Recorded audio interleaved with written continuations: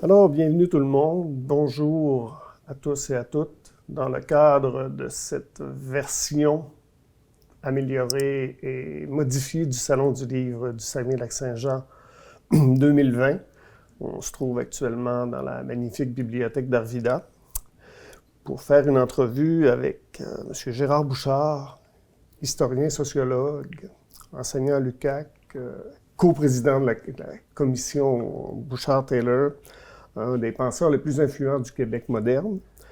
Et son 18e essai, Les nations savent-elles encore rêver? Les mythes nationaux à l'ère de la mondialisation, est un des finalistes au prix littéraire du Salon du livre du Saguenay-Lac-Saint-Jean dans la catégorie Intérêt général, dont le gagnant sera annoncé le jeudi 1er octobre en soirée.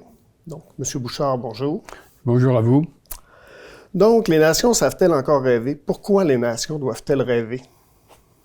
Bien, une société, pour qu'elle évolue normalement, il faut que les institutions publiques fonctionnent, le système judiciaire, le système politique, la démocratie, donc il y a des médias qui soient en santé, le système scolaire, etc.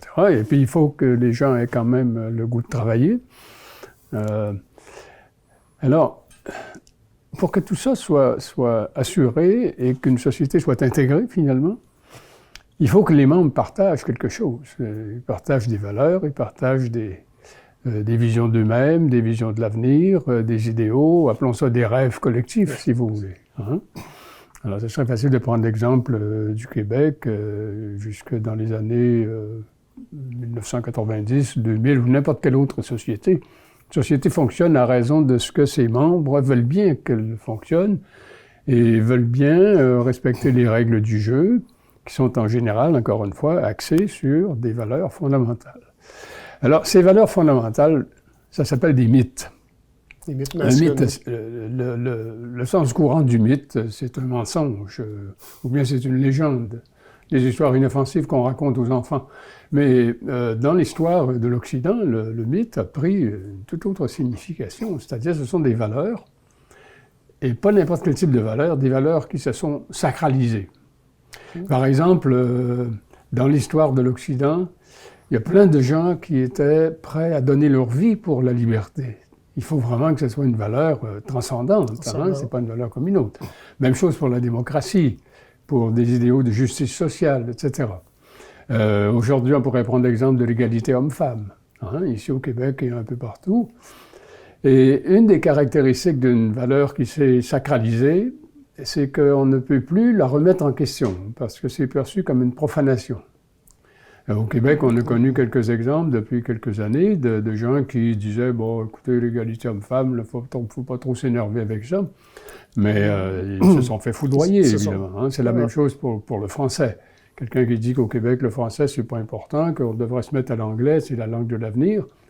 Il y en a qui ont dit ça, il y en a quelques-uns. Oui, il y en a quelques-uns. Mais ceux-là, on ne s'en souvient pas parce qu'ils ne parlent plus. On les a complètement... Alors, il faut donc qu'une société nourrisse des valeurs de ce type-là. Hein? Là, on ne parle pas de la ponctualité, puis des rapports de bon voisinage, puis c'est beaucoup plus que ça. C'est des choses qui mobilisent une société en profondeur et qui durent dans le temps. Alors, c'est pour ça que des rêves collectifs, c'est essentiel à une société ou à une nation. Et vous parliez du Québec, justement. Dans le livre, vous parlez énormément du Québec, du Canada, des États-Unis, donc plus en profondeur. Pour ce qui est du Québec, on parle de deux grands éléments qui ont marqué un peu l'historique du Québec, donc la survivance, au départ, suite à la conquête, et vous parlez de la reconquête dans la partie... Oui, en fait, on peut appeler ça des rêves collectifs, ou des grands mythes nationaux, en fait. Hein. Alors, au Québec, il y en a deux en particulier, ce ne sont pas les seuls, mais il y en a deux, à mon avis, qui se signalent en particulier. Ça a été le défi que représentait le fait d'être né comme francophone, en tant que minorité, dans un continent qui est entièrement anglophone. Donc, la survie de la francophonie, ici au Québec, a toujours été confronté à toutes sortes de menaces, des menaces d'assimilation ou tout simplement des menaces de diffusion parce qu'on a un voisin à côté qui s'adonne à être le pays le plus puissant au monde et le plus influent. Alors nous, par malheur, c'est là qu'on est né. Donc, et sur 3 siècles, on a réussi quand même à assurer la survie de notre culture, de notre langue, etc. Et ça, c'est un défi qui a profondément pénétré les Québécois francophones, quasiment depuis l'époque de la Nouvelle-France. Alors, on pourra parler à part de la façon dont ça se passe aujourd'hui, mais disons que jusque dans les années 80-90, c'était quelque chose qui mobilisait profondément tous les Québécois francophones. Alors voilà un des grands mythes nationaux du Québec. Un deuxième exemple, c'est l'idée que la conquête de 1760 et le colonialisme britannique qui a suivi a diminué notre collectivité. Elle a privé ses membres des avantages que normalement on trouverait. Les francophones ont été victimes de discrimination à l'emploi, etc. Si bien qu'en 1960, les études montraient que les Canadiens français étaient les plus mal payés parmi les groupes ethniques du Canada, au même rang que les Autochtones ou que les immigrants italiens les plus pauvres qui venaient d'arriver. Alors il s'était passé quelque chose là. Donc, surtout à partir de 1960, mais l'idée est née bien avant ça, avec le mouvement des Patriotes par exemple en 1837-38. Mais l'idée c'était qu'il fallait redresser, il fallait corriger le tort que la conquête et le colonialisme britannique nous avaient fait. Donc, c'était un mythe de relèvement collectif, et j'appelle ça un mythe de reconquête. Ça a marché très, très fort dans notre histoire. Par exemple, on a beaucoup entendu parler, ça revenait régulièrement. Ah, régulièrement. Par exemple, au moment de la Révolution tranquille, quasiment tout le monde parlait de la reconquête économique, la reconquête linguistique. La nationalisation de l'électricité entre en dans particulier, oui. Et enfin, jusqu'aux 2 référendums, et celui de 1995, c'était toujours la même idée qui travaillait les Québécois francophones. Donc là, c'est 2 exemples de mythes nationaux très puissants qui ont mobilisé une société pendant quelques siècles. Et on pourrait prendre d'autres exemples dans n'importe quelle... Enfin, dans la plupart des nations. Dans la plupart des nations. Pour ce qui est du Canada, les mythes nationaux sont un peu différents, mais c'est quand même lié au fait qu'on a les États-Unis comme voisins quand même. Ce qui est intéressant à propos du Canada anglais, c'est que, d'abord, ils ont leurs mythes nationaux très puissants, mais le plus ancien et le plus puissant, c'est le sentiment qu'il y a une menace d'assimilation par les Américains. Et cette menace-là est beaucoup plus nette, parce qu'ils ont les mêmes religions, ils ont la même langue, les mêmes traditions, les mêmes origines, etc. Et que le grand défi du Canada anglais, c'est d'empêcher l'assimilation, de se défendre contre l'influence des Américains. C'est quelque chose qui ressemble beaucoup à notre mythe de la survivance culturelle. C'est à peu près la même chose. Et c'est très facile de démontrer que depuis le milieu du 19e siècle, la politique canadienne a été orientée fondamentalement par cette nécessité de se protéger contre la culture des États-Unis et contre l'empiètement des Américains. C'est extrêmement intéressant, ça. Et puis, ils ont trouvé des moyens aussi de se défendre. Par exemple, le Canada anglais s'est défini par des mythes qui, comme par hasard, sont opposés à la réalité américaine. Alors, aux États-Unis, il y a du racisme. Le Canada a inventé le multiculturalisme. Aux États-Unis, il y a beaucoup d'homicides, il y a beaucoup de violence. Le Canada anglais se pique, et avec raison, d'être un pays qui n'est pas violent. Et c'est vrai, parce qu'à chaque année, le taux d'homicide dans une ville américaine, c'est pas toujours la même, est égal à celui de l'ensemble du Canada. Donc, il y a quelque chose de vrai là-dedans. Aux États-Unis, ils sont très égoïstes, ils sont ultra-individualistes, ils ont de la misère à établir un système de santé. Au Canada, il y a un système de santé universel qui est gratuit. Vous voyez, tous les traits que le Canada a promus, arrimés à des mythes nationaux, les préserve contre l'assimilation aux États-Unis et leur donne la sécurité d'être différents des États-Unis, et même supérieurs. Et ça, c'est quelque chose qui s'est ajouté récemment. Moralement supérieur. C'est l'idée que le Canada est un pays qui devrait servir de modèle moral à l'ensemble du monde. Là, on tombe dans un ultranationalisme, là. On est au-delà là, de la vertu des mythes de protection, puis de survie, etc. Puis on parle des États-Unis qui, eux, ont leur mythe légendaire, l'American Dream, le mythe de l'American Dream. Je dirais que c'est le mythe fondamental de l'imaginaire national américain, l'American Dream. Mais l'idée aussi qu'ils sont différents des autres et meilleurs que les autres, qu'ils font rien comme les autres. Hein, le mythe de l'exceptionnalisme, c'est comme ça qu'ils l'appellent. Le mythe du melting pot, c'est-à-dire tout le monde qui arrive aux États-Unis laisse sa culture aux frontières et puis participe à la création d'une nouvelle société, d'une nouvelle culture qui va être supérieure à tout ce que l'histoire de la planète a connu. Hein, il y a 4 ou 5 mythes comme ça qui sont extrêmement puissants. La frontière, c'est du même ordre. La frontière, c'est d'abandonner des grandes villes qui sont devenues trop européennes, un peu corrompues, et puis retourner à l'enthousiasme des commencements, de la Renaissance, dans les terres vierges du Midwest et de l'Ouest. La frontière, c'était chargé de symboles extrêmement puissants. Alors, ce qui se passe aujourd'hui aux États-Unis, c'est que ces mythes-là sont en train de décliner. Tous les grands mythes américains sont en train de décliner. Et celui qui est en plus mauvaise posture, c'est l'American Dream. C'est un mythe qui est en train de se défaire complètement. Mais comment dirais-je, il y a une espèce de réaction où on voudrait se protéger, les Américains voudraient se protéger ou revenir à l'American Dream. Mais comme vous le soulignez dans le livre, ce rêve-là, le rêve américain, l'American Dream, à la limite, était réservé à la base aux hommes blancs. Oui.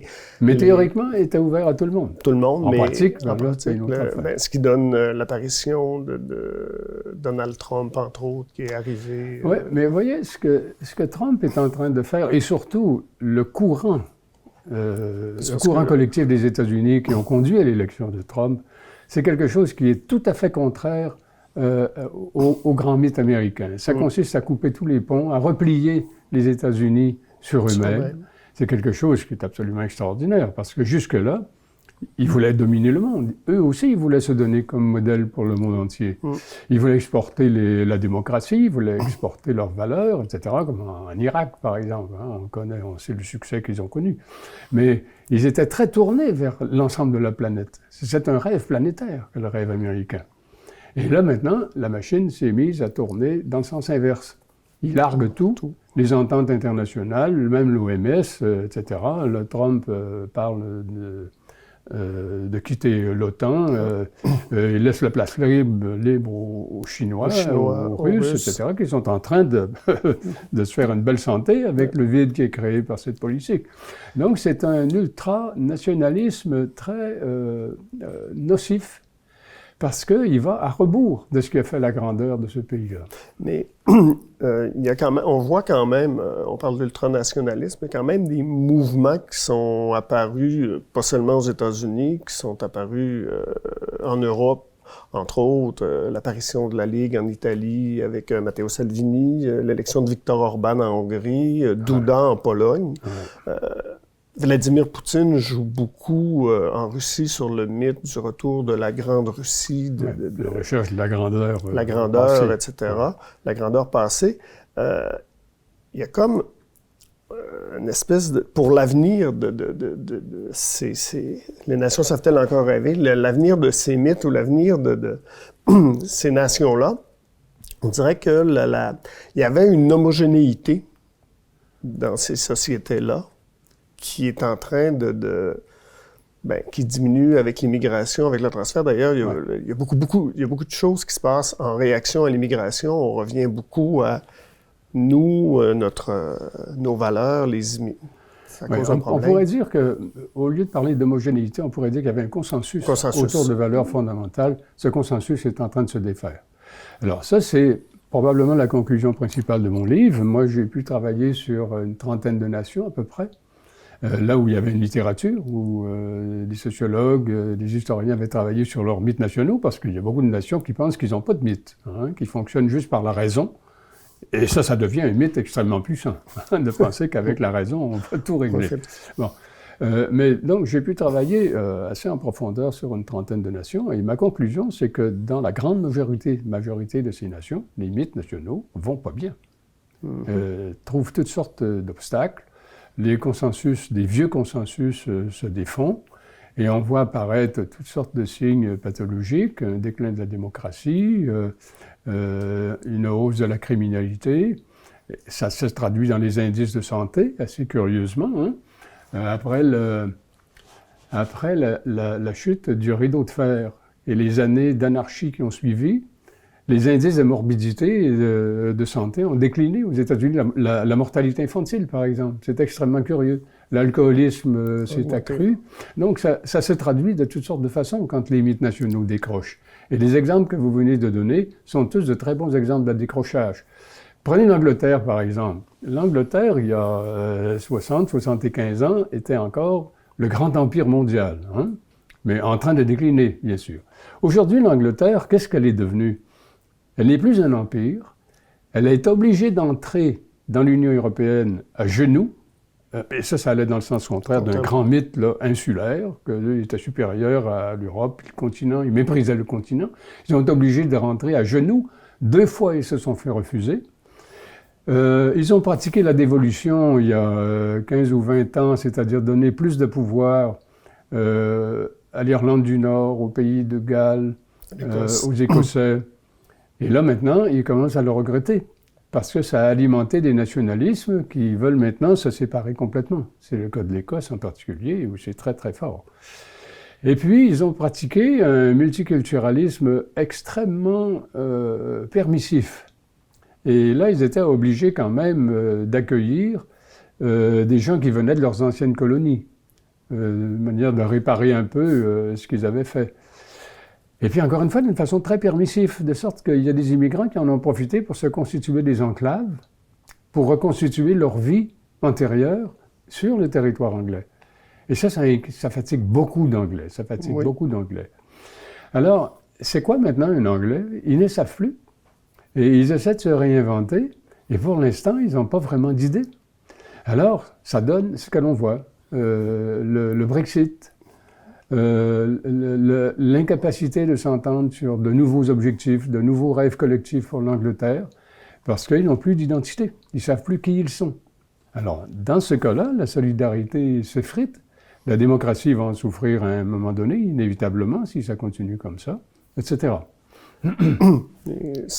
Donc, l'avenir des mythes nationaux, on va devoir soit adapter les mythes existants ou il va devoir y avoir l'apparition de nouveaux mythes assez puissants pour collectivement entraîner. Il y a un changement aussi, on parlait de mythe collectif ou de collectivité.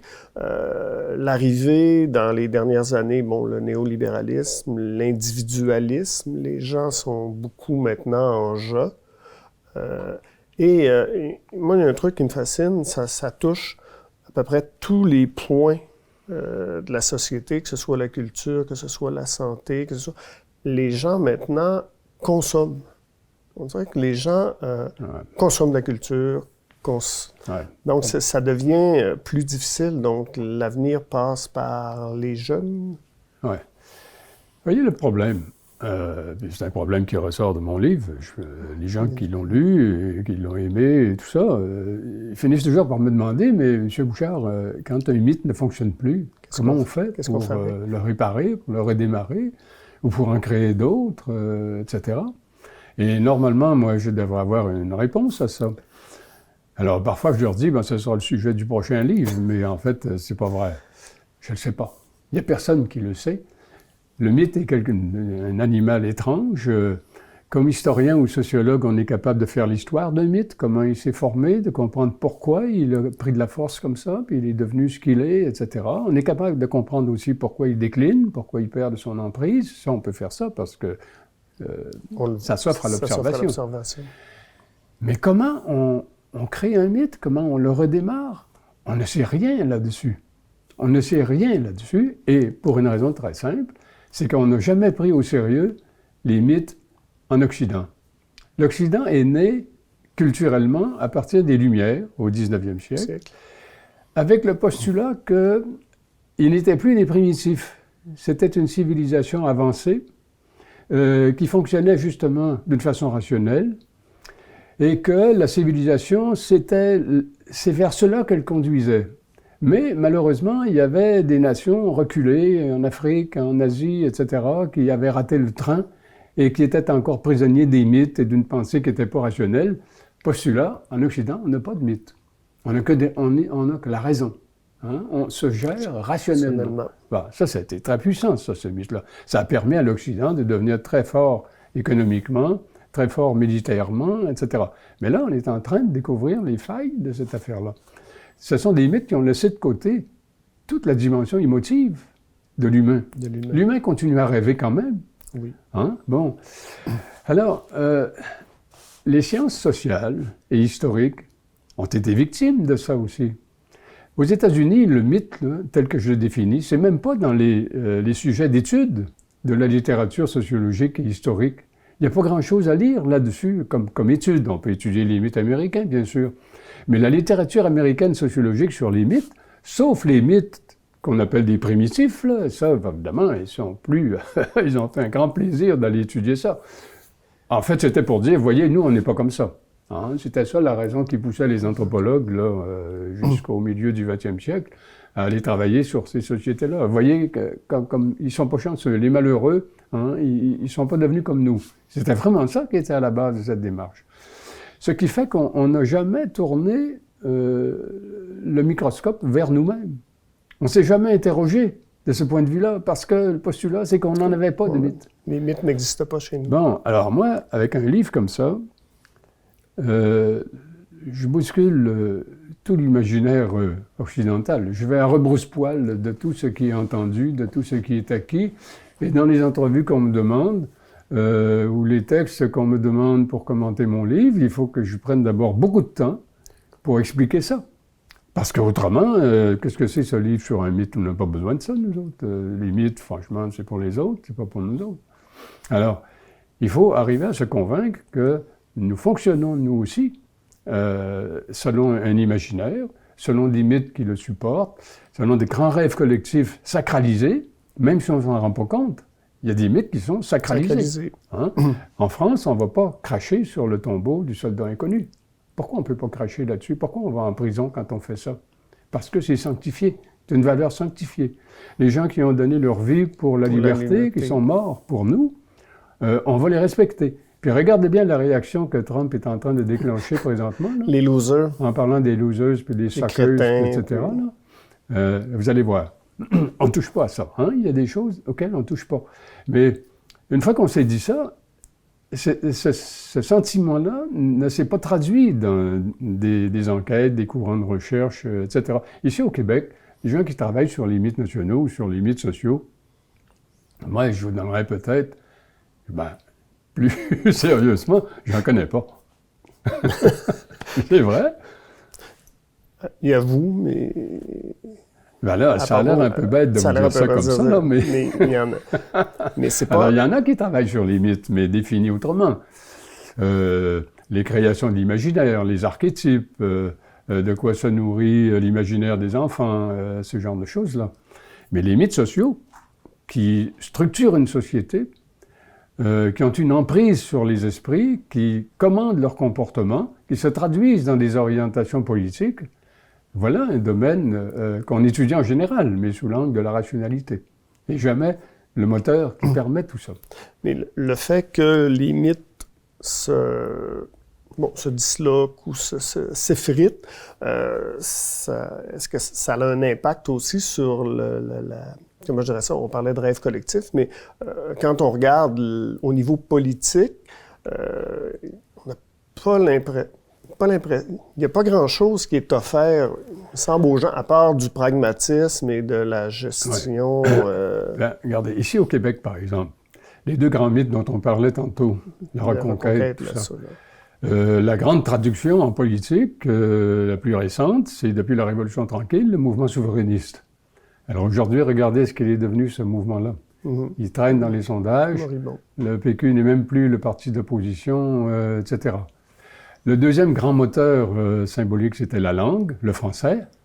Mais aujourd'hui, le français, ça n'a plus la même emprise, ce n'est plus ça n'est plus sacralisé comme ça l'était. Maintenant, quelqu'un peut dire, au fond, au Québec, il faudrait instituer le bilinguisme, puis il ne se fera pas lapider le lendemain. Là. Non, en effet, Alors, ces mythes-là sont en train de décliner très nettement. Par contre, ils sont remplacés par d'autres mythes. L'égalité homme-femme est un mythe extrêmement puissant. L'égalité sociale, ça reste extrêmement puissant chez nous. La justice sociale, même si apparemment on a pas mal de corruption, on n'aime pas ça, la corruption. On fait des commissions d'enquête pour ça. Et puis, le mythe environnemental. Le mythe environnemental. Les jeunes sont extrêmement pénétrés par ça. Très, très, très pénétrés, profondément. Alors, on ne peut pas dire que notre société est en train de se disloquer, mais il se passe quelque chose d'important dans le paysage des mythes nationaux au Québec. Donc, une transformation.